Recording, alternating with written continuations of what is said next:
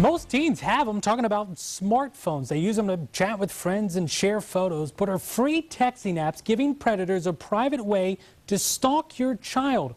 More now in this WTXL special report, Text App Dangers.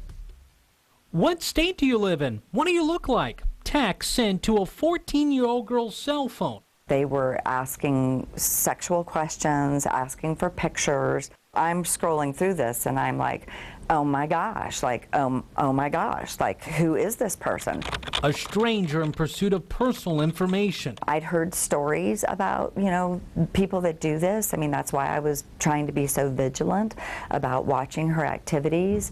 Well, this mom says she kept a close eye on what her daughter did online. She says her daughter was using a texting app on her phone, one she didn't recognize. Popular apps include Text Free, Text Now, and Text Plus. They're apps that allow users to set up profiles, share pictures, and chat with each other.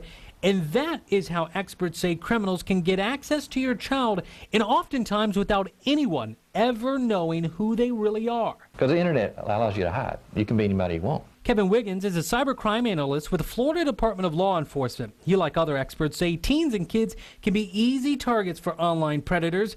The more susceptible, they say, to giving up personal information. We talk to kids about this all the time, and you have to be careful what you put out there. Technology is your best friend and your worst enemy. In 2011, law enforcement agencies across the state of Florida with FDLE made more than 1,200 arrests for cyber-related crimes against children. That includes nearly 200 arrests of people who traveled to meet who they thought was a minor. And it's a problem seen across the country. Take this man, for example, in Jefferson County, Colorado. He was arrested after he thought he was meeting a young girl for sex.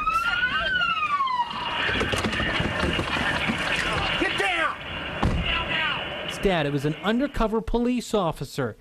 Even more disturbing, at the time he was a corrections officer. I mean, they're the guys that you're wary of, but then a lot of times there's guys in there that you wouldn't just see walking down the street and go, that's got to be scared of.